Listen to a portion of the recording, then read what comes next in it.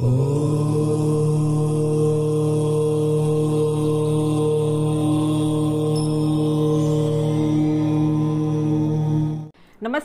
Astro insights with Richa में आप सभी का स्वागत है। मैं हूं डॉक्टर ऋचा शुक्ला।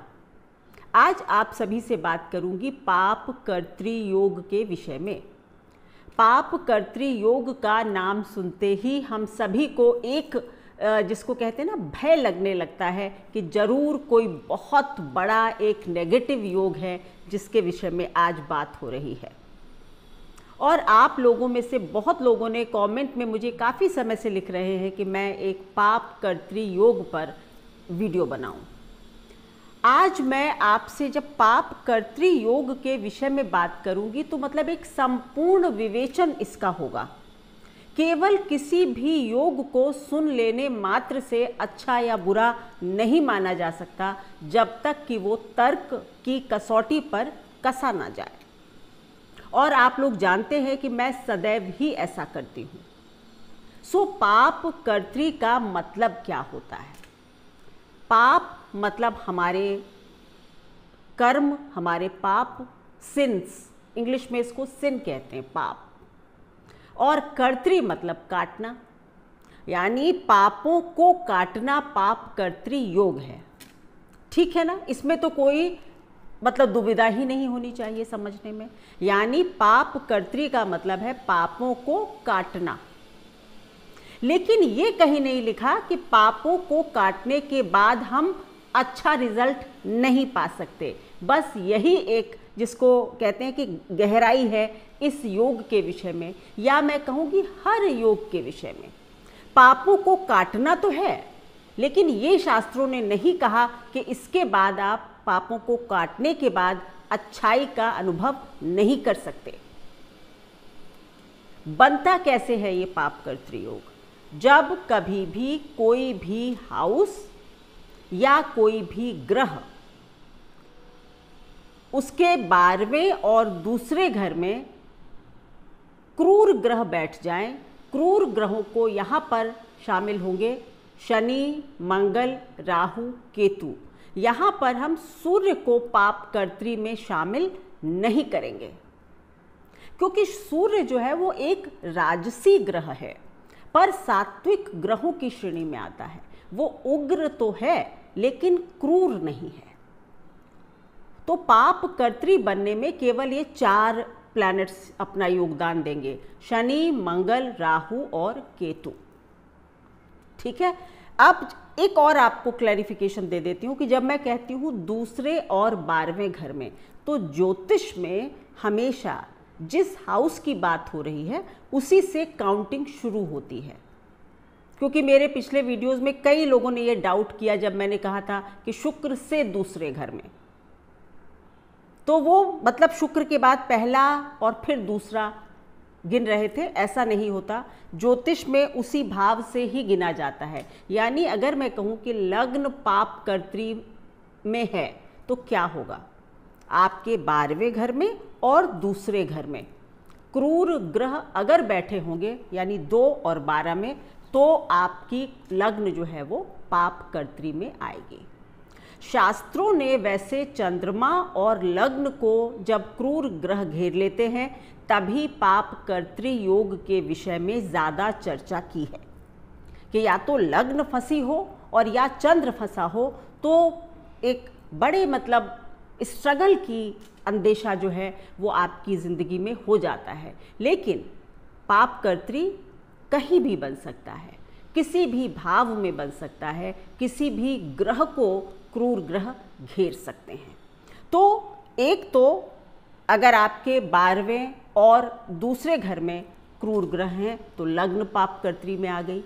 इसी तरह अगर 6ठे और 8वें में क्रूर ग्रह है, 7वां घर आ गया। अगर तीसरे और 5वें में क्रूर ग्रह हैं, 4था घर पाप कर्तृ में आ गया। 11 और 9 में है तो 10वां घर आ गया। ऐसे आप अपना हिसाब लगा सकते हैं। एक चार्ट जो है आपके इस पर स्लाइड चल रहा है, जिसमें आप देख सकते हैं कि किस तरह से पाप कर्तृ योग बनता है। यानी क्रूर ग्रह जब घेर लें किसी ग्रह को या किसी भाव को तो फिर पाप कर्तृ बनता है। आपको अगर अपनी कुंडली में पाप कर्त्री किसी भी भाव में बन रहा है तो फिर उसको कैसे देखना चाहिए? सबसे पहली बात कि आप अपनी लग्न कुंडली से तो देख ही रहे हैं, आपको दिख रहा है कि भाई मेरा 7वां घर पाप कर्त्री में है, मेरा पहला घर पाप कर्त्री में है। लेकिन उसके नतीजों पर पहुंचने से पहले ये निश्चित कर लीजिए कि आप देखेंगे कि क्या वो भाव नवांश में भी पाप कर्त्री में ही आ रहा है, पहला।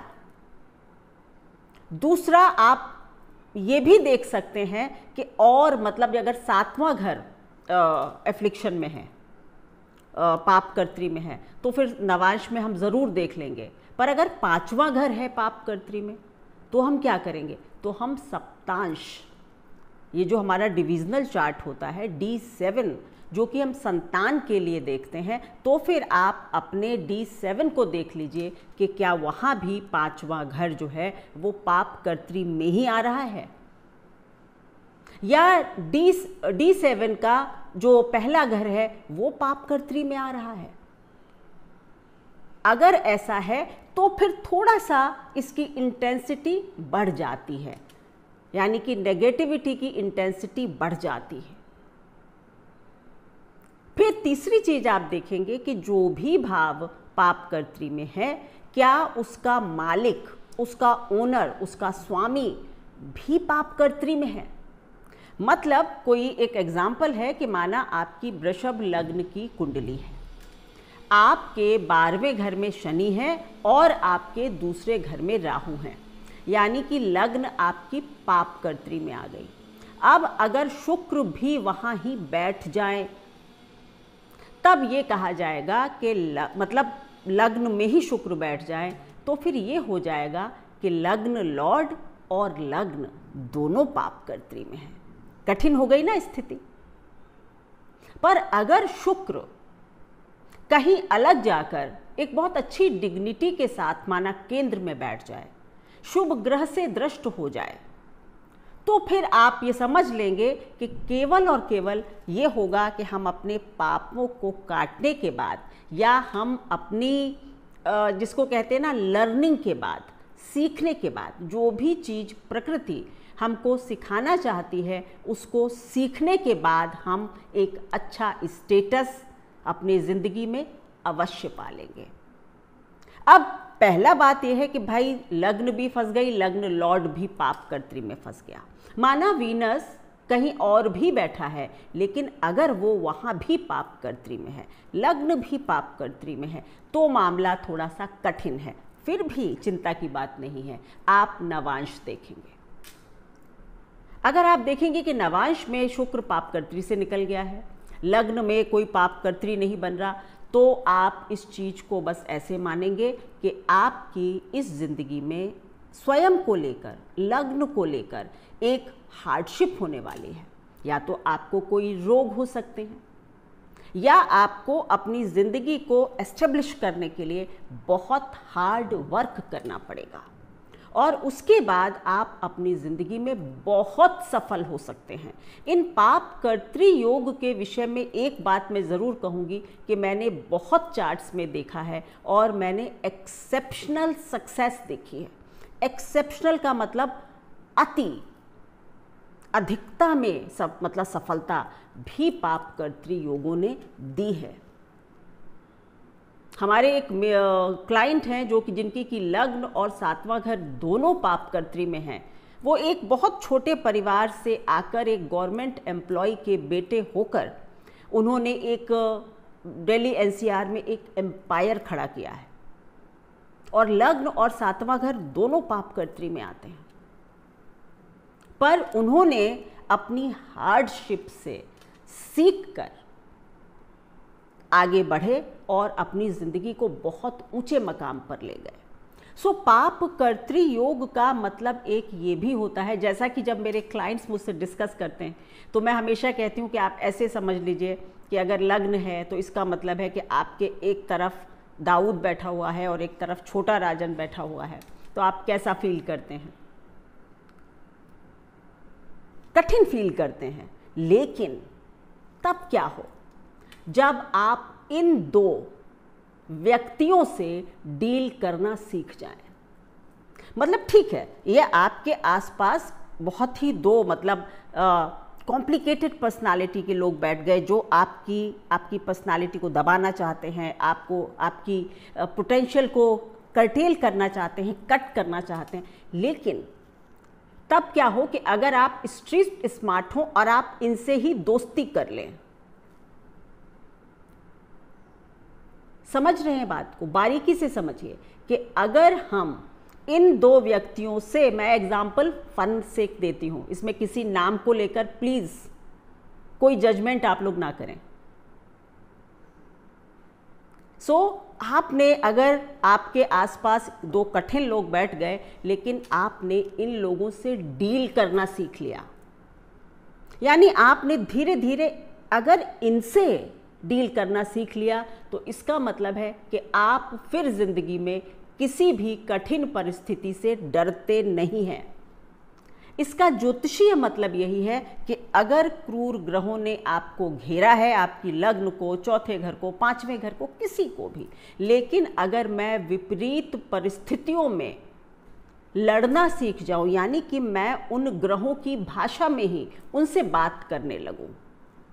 फॉर एग्जाम्पल, अगर शनि पाप कर्त्री बना रहा है एक तरफ से, इसका मतलब है कि शनि क्या करता है, शनि चाहता है कि भाई बहुत हार्ड वर्क करिए, नहीं तो मैं आपको आगे नहीं बढ़ने दूंगा। क्योंकि शनि का बेसिक गुण क्या है, हार्डशिप्स, ऑब्स्टेकल्स।